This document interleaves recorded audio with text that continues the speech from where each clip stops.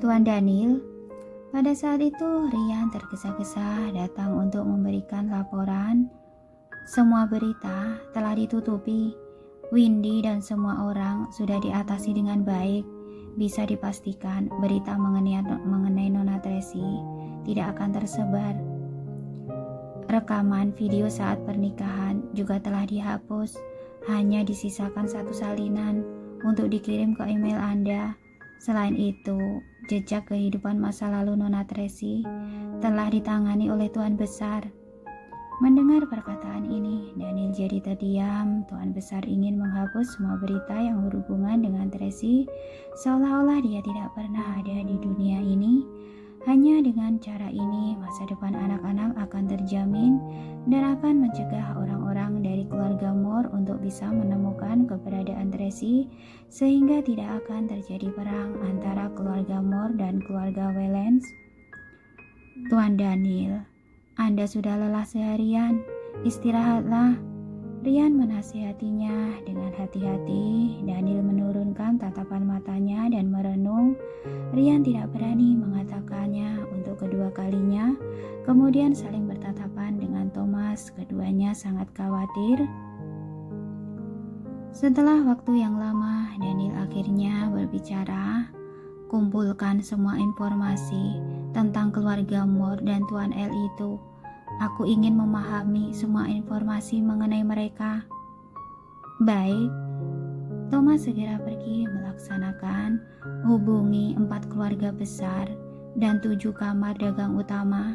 Aku ingin bertemu dengan mereka. Daniel memberikan perintah lagi. Apa yang ingin Anda lakukan? Rian mengerutkan kening, tetapi alih-alih melakukannya, dia malah membujuknya dengan cemas. Tuan, ingin berurusan dengan keluarga Moore secara langsung? Apa Tuan pikir setelah menyingkirkan keluarga Moore, keluarga Wellens tidak akan terancam sehingga Tuan bisa menjemput Nona Tracy? Tapi, apa Tuan pernah berpikir menghadapi keluarga Moore itu tidaklah mudah? Kekayaan mereka tidak berada jauh dari keluarga Wellens. Terlebih lagi, diam! Daniel berteriak dengan marah. Omong kosong apa yang kamu bicarakan? Lakukan saja apa yang aku perintahkan. Tuan Daniel, Rian ingin membujuknya, tapi Thomas menghentikannya. Thomas menundukkan kepala dan menerima perintah. Baik. Keduanya mundur bersama. Kemudian Rian bertanya dengan marah, kenapa menahanku? Kenapa kamu tidak membantuku membujuknya? Apa itu berguna? Thomas hanya berbalik. Bagaimana bisa kita menghentikan apa yang ingin dilakukan Tuan Daniel? Satu kalimat itu membuat Rian terdiam. Itu benar, bahkan jika ia membujuknya sampai memohon-mohon, Daniel tetap tidak akan mendengarkannya, dan pada akhirnya mereka mungkin akan dipukul olehnya dan tetap menyuruh mereka melakukannya. Jangan khawatir, Tuan Besar tidak akan membiarkannya bertindak ceroboh. Thomas menoleh melihat ke dalam rumah dan berkata dengan suara rendah, Tuan Besar akan mengerahkan semua pengawal handal dari keluarga Wellens untuk melindungi kota Bunaken, dan dia pasti akan menekan Tuan Daniel dan mengendalikan situasi. Sepertinya Tuan Besar benar-benar bertekad untuk menyingkirkan Nona Tracy. Rian mengerutkan kening. Bagaimanapun juga, pengaruhnya sangat besar. Jadi, dia tidak akan membiarkan Tuan Daniel bertindak sembarangan. Dalam beberapa hari terakhir, grup Moore telah mengalami kemajuan pesat. Kekuatannya tidak boleh diremehkan. Thomas menghela nafas. Sekarang, Presiden Vina telah menarik separuh kekuatannya, sedangkan Tuan Daniel memiliki masalah internal dan eksternal. Sekarang kekuatannya melemah. Pada saat ini, kita tidak boleh bertindak gegabah. Iya, Rian menghela nafas tak berdaya. Aku benar-benar tidak habis pikir. Nona Tracy merupakan keturunan dari keluarga Moore. Yang disebut sebagai seorang keturunan, aku khawatir akan mendatangkan dampak buruk. Thomas tampak serius. Apa maksudmu? Rian buru-buru bertanya. Thomas mendekati Rian dan berkata dengan suara rendah, "Sekarang Tuan L bertanggung jawab atas grup Mor. Aku dengar dia orang yang sangat kejam. Dia benar-benar membunuh saudara sendiri untuk dapat menduduki posisinya sekarang. Nona Tracy adalah sepupunya. Jika dia tahu identitasnya, aku takut dia akan memanfaatkannya sebagai alat untuk melawan keluarga Waylands." Pantas saja Tuan Daniel mau mengalah. Rian tiba-tiba menyadari sebenarnya jika Tuan Daniel benar-benar ingin memberontak melawan Tuan Besar, bukan berarti dia tidak punya cara. Namun jika identitas Nona Tracy sampai bocor, maka dia benar-benar akan berada dalam bahaya. Benar, Thomas mengangguk. Sebenarnya metode penanganan saat ini adalah yang terbaik untuk Nona Tracy. Biarkan dia beristirahat dengan tenang di kota Chiang Mai selama 2 tahun. Biarkan Tuan Daniel memikirkan cara, dan pada akhirnya Tuan Daniel dapat membawanya kembali pulang. Jika sekarang tidak mengalah dan tetap melawan Tuan Besar, Tracy Devina mungkin akan membuat masalah lagi dan akan sulit menghadapinya. Jika masalah ini sampai tersebar luas, maka konsekuensinya tidak akan bisa dibayangkan. Iya, aku mengerti. Rian menghela napas dalam-dalam. Tuan Daniel benar-benar bermaksud baik. Aku hanya takut Nona Tracy yang tidak tahu apa-apa malah membencinya. Itu tidak masalah. Yang paling menakutkan adalah jika ketiga anak itu juga membencinya. Tuan Thomas menggelengkan kepalanya tak berdaya.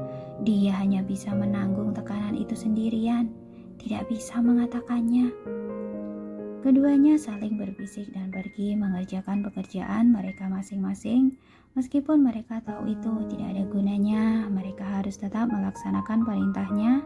Tetapi mereka juga harus berharap bahwa di tengah pekerjaan mereka bisa mendapatkan tantangan dari orang-orang Tuan Besar. Sampai pada saat itu, Tuan Besar akan datang untuk mencegah Daniel secara langsung. Demi keamanan Tracy dan demi menjaga seluruh situasi tetap aman, Daniel hanya bisa mengalah untuk sementara waktu. Bahkan jika hatinya tidak tega, tapi dia hanya bisa berbuat demikian. Sekarang saatnya untuk mengikuti waktu. Tunggu sampai waktunya datang dan semua jejak Tracy telah dihapus, maka keluarga Waylands bisa kembali dengan normal. Dan pada saat itu Daniel juga bisa menggunakan prosedur bisnis secara perlahan menghadapi grup Mor. Sampai suatu hari grup Waylands benar-benar mengalahkan grup Mor. Grup Mor tidak lagi menjadi ancaman bagi grup Waylands dan Daniel dapat menjemput Tracy pulang. Hanya saja mungkin hari itu tidak akan terjadi dengan cepat. Bahkan Rian dan Thomas saja bisa memahami pemikiran-pemikiran ini. Tapi kenapa Daniel tidak? Dia hanya terlalu khawatir, bingung, dan cemas. Di sisi lain, di sebuah villa bergaya Tiongkok di pinggiran utara, Sanjaya mendorong Tuan Besar keluar dari kamar anak-anak dan berjalan ke ruang kerja. Wajah Tuan Besar nampak serius, sedang berpikir keras. Bukankah barusan Tuan Besar bersenang-senang dengan anak-anak? Sekarang kenapa? Sanjaya dengan hati-hati mengamati raut wajah Tuan Besar. Carlos dan Carla masih sangat polos, sedangkan Carlos, dia selalu sangat khawatir. Tadi dia bertanya padaku, sebenarnya maminya sakit apa? Dirawat di rumah sakit mana? Anak ini terlalu pintar, takutnya tidak bisa menyembunyikannya. Raut wajah Tuan Besar sangat serius dan wajahnya diliputi oleh kesedihan. Mereka masih sangat kecil dan tidak akan bisa ingat apa-apa. Sanjaya berbisik, mungkin mereka akan sedih untuk sementara waktu, tapi ketika mereka tumbuh dewasa, mereka akan lupa. Aku harap juga begitu. Tuan Besar menghela nafas dalam-dalam. Aku tidak khawatir tentang hal-hal lainnya. Aku hanya khawatir ketiga anak ini akan terluka. Iya, Sanjaya sangat memahaminya. Aku pikir apapun yang kita lakukan tetap akan membuatnya sedih. Takdir yang menyedihkan. Tuan Besar menghela napas tak berdaya. Tuan Besar, pada saat ini pelayan buru-buru datang untuk memberikan laporan. Tuan Johnson datang. Malam-malam begini, kenapa dia datang? Tuan Besar mengerutkan alisnya. Suruh dia pergi ke ruang kerja. Baik. Sanjaya membawa Tuan Besar ke ruang kerja di lantai 1. Johnson sedang duduk di sofa dan minum teh. Ketika melihat Tuan Besar datang, dia segera bangun dan memberi hormat. Tuan Besar, duduklah. Tuan Besar memberi isyarat. Johnson, sudah malam. Ada masalah apa? Johnson menundukkan kepalanya dan berpikir sejenak, kemudian berkata dengan hati-hati, ada beberapa hal. Tidak seharusnya aku ikut campur dan tidak seharusnya aku bicara. Hanya saja tiba-tiba aku mengingat sesuatu dan merasa bahwa situasinya sangat serius.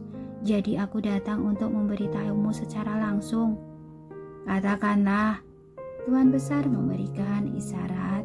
Beberapa waktu lalu, Daniel membawa Tracy menghadiri pernikahan Stanley dan Garcia. Sepertinya Tuan L dari keluarga Moore juga ada di sana. Johnson belum selesai bicara, tapi wajah Tuan Besar sudah berubah. Apa? Tentu saja, mungkin mereka tidak bertemu. Johnson berkata dengan tergesa-gesa. Tuan L terus berada di tempat yang gelap, tidak menunjukkan wajahnya. Mungkin segera periksa. Tuan Besar segera memberi perintah. Baik. Sanjaya segera pergi untuk memeriksa masalah ini. Aku juga baru saja mengingatnya. Johnson berkata dengan pelan. Aku rasa Tuan L belum mengambil tindakan apapun sejak pesta pernikahan itu. Dia mungkin tidak melihat Nona Tracy. Mungkin dia hanya melihat bayangannya. Jika dia melihatnya, itu gawat. Raut wajah Tuan Besar menjadi sangat murung. Seharusnya dia tidak melihatnya. Anda jangan khawatir. Johnson mencoba meyakinkannya. Tuan Besar, pada saat ini Sanjaya sambil membawa ponselnya buru-buru datang untuk melaporkan situasi. Aku bertanya pada Rian. Hari itu, Tuan L dari keluarga Moore sempat berbicara dengan Tuan Daniel di dalam mobil dan jendela tertutup. Hanya ada sedikit celah, seharusnya tidak terlihat jelas. Tapi di pesta pernikahan itu, Tuan L terus berada di tempat yang gelap. Tidak tahu apa dia melihat Nona Tracy atau tidak. Aku pikir jika benar dia melihatnya, dia tidak akan melihatnya dengan jelas. Jaraknya cukup jauh dan banyak orang, mungkin hanya terlihat samar-samar. Tidak peduli dia lihat atau tidak, kita tetap harus menemukan cara untuk menghadapinya. Tuan Besar mengerutkan keningnya. Aku awalnya ingin memberinya identitas baru. Dalam 1 atau 2 bulan, aku akan mengumumkan berita kematiannya. Dengan demikian, semuanya akan berakhir. Tapi sekarang setelah dipikir-pikir, supaya tidak menimbulkan keraguan, lebih baik kita mencari alternatif lain. Hah? Sanjaya tampak gelisah. Tuan Daniel tidak akan setuju. Dengan situasi sekarang, masih harus menunggu dia setuju atau tidak? Teriak Tuan Besar dengan marah. Sanjaya menundukkan kepala dan tidak berani berkata lagi. Johnson, bukankah kamu masih memiliki seorang putri? Tuan Besar tiba-tiba bertanya. Aku pernah melihatnya. Dia memiliki paras yang cantik. Temperamennya lembut dan baik. Bentuk tubuhnya tampak mirip dengan Tracy. Maksud Anda? Johnson melebarkan matanya dengan heran. kita gunakan untuk membohongi mereka dan semuanya akan terselesaikan dengan mudah. Di Thailand, Chiang Mai, Bang, terdengar suara gemuruh. Tracy terbangun dari mimpi buruknya dan berteriak ketakutan, "Nona, Nona!" Bibi Juni dengan cepat bangkit dari ranjang di sebelahnya, memeluk Tracy dan menepuk punggungnya untuk menenangkannya. "Apa Nona bermimpi buruk? Jangan takut, jangan takut." "Aku bermimpi, aku mati." Tracy sangat ketakutan sehingga berkeringat dan seluruh tubuhnya gemetar. "Seseorang menggunakan wajahku dan menggantikanku menikahi Daniel. Anak-anak juga memanggilnya Mami." "Bodoh, mana mungkin ada hal seperti itu." Bibi Juni buru-buru menenangkannya. "Nona hanya mimpi buruk, jangan dipikirkan. Aku akan menuangkan segelas air untukmu." Setelah mengatakan itu, Bibi Juni pergi menuangkan air untuk Tracy. Tracy memeluk bantal dan duduk di atas kasur. Melihat bayangan pohon yang tertiup angin membuatnya menjadi tambah takut. Dia duduk di sudut tembok dan gemetar. Hujan dan anginnya sangat kencang. Bibi Juni membawa secangkir air hangat dan memberikannya padanya. "Tidak apa-apa, tidak apa-apa. Ketika langit cerah, kita akan pergi membeli ponsel. Setelah itu, kita telepon Carlos dan Carla." "Iya." Tracy memikirkan anak-anak. Suasana hatinya berangsur-angsur menjadi tenang. Dia minum air dan kembali tidur. "Tidurlah yang nyenyak." Bibi Juni menyelimutinya dan menepuknya dengan lembut. "Bibi Juni, jangan pergi. Tidur saja denganku di sini." Tracy memeluk lengan Bibi Juni dan menolak untuk melepaskannya. Anak bodoh, sudah besar begini, tapi masih bertingkah seperti anak kecil. Bibi Juni tersenyum dan berbaring di samping Tracy. "Waktu Nona masih kecil, ketika ada badai petir, Nona juga memintaku untuk memelukmu sampai tertidur."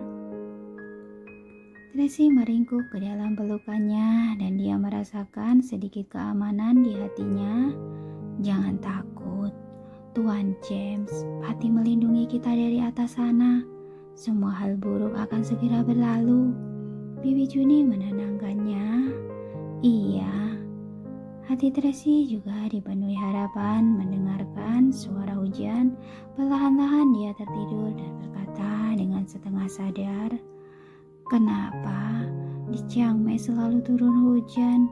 Sejak kita datang ke sini sampai sekarang sepertinya selalu turun hujan. Semakin lama semakin besar." "Iya, sekarang musim hujan." Bibi Juni menepuk punggungnya. "Tidurlah, ada Bibi Juni di sini. Nona tidak perlu takut." Suara lembut Bibi Juni memberi Tracy rasa aman. Tracy dengan cepat tertidur. Bibi Juni menatap wajahnya yang pucat. Dengan sedih dia menyeka keringat di dahinya, berbalik untuk melihat hujan di luar dan menghela nafas dalam-dalam. Keesokan paginya, Bibi Juni dan Tracy pergi membeli ponsel. Keduanya masing-masing membeli ponsel dan memasang kartu lokal di Chiang Mai.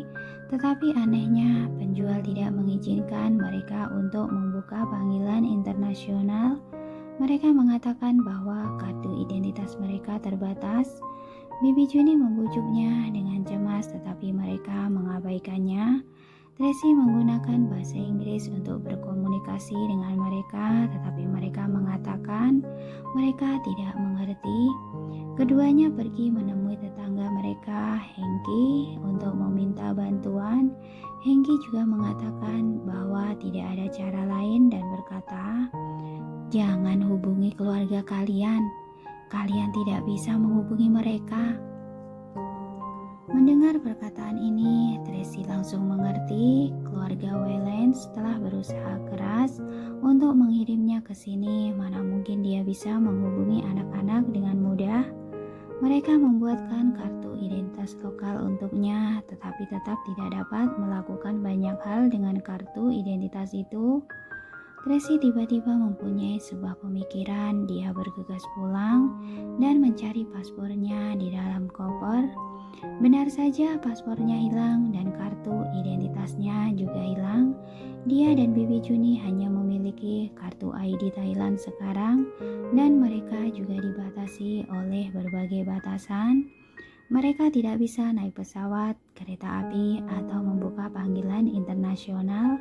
Dengan kata lain, mereka tidak bisa meninggalkan tempat ini selama sisa hidup mereka, dan mereka tidak akan pernah bisa menghubungi orang lain di luar Chiang Mai. Di mana paspor kita dan kartu identitas asli kita? Kenapa semuanya hilang? Bibi Juni membongkar isi koper dan bertanya dengan cemas, "Nona, apa rumah kita telah dirampok?" "Iya, pencuri itu bermarga Waylands." Tracy marah dan menggertakkan giginya. Dia tidak mengerti apa sebenarnya yang ingin dilakukan keluarga Waylands. Kenapa mereka begitu kejam padanya, mengirimnya ke negara asing dan tidak membiarkannya menghubungi anak-anak. Apa yang ingin mereka lakukan? Maksud Nona, seseorang dari keluarga Waylands mengambil paspor dan identitas kita. Bibi Juni tiba-tiba menyadari, pantas saja koper kita selalu dipegang oleh pengawal. Ini gawat. Bibi Juni memikirkan sesuatu dan buru-buru mengobrak-abrik koper itu, mencari sebuah kotak kecil yang merupakan peninggalan dari ayah Tracy. Untungnya kotak kecil itu masih ada. Bibi Juni membuka kotak kecil itu dan melihat bahwa semua surat dan kartu hitam Tracy masih ada di sana, dan semuanya belum dibuka. Dia menghela nafas lega, tetapi kemudian bertanya dengan cemas, "Nona, apa yang harus kita lakukan sekarang?" Tenang, Tracy tidak ingin terjebak di kota kecil ini selama sisa hidupnya. Tunggu aku sembuh, baru kita bicarakan lagi. Betul, betul. Bibi Juni memikirkan sesuatu dan buru-buru kembali ke kamar dan mengeluarkan kotak perak kecil itu. Sanjaya bilang ini adalah penawarnya. Nona belum meminumnya hari ini, jadi minumlah sekarang. Dia mengeluarkan sebotol penawar racun dan menyerahkannya pada Tracy, lalu tiba-tiba menariknya kembali. Tidak, apa mungkin obat penawar ini palsu? Bagaimana jika seseorang dari keluarga Waylands menipu kita? Bagaimana jika ini racun? Jika mereka ingin membunuh kita, kita tidak akan diantar sampai ke sini.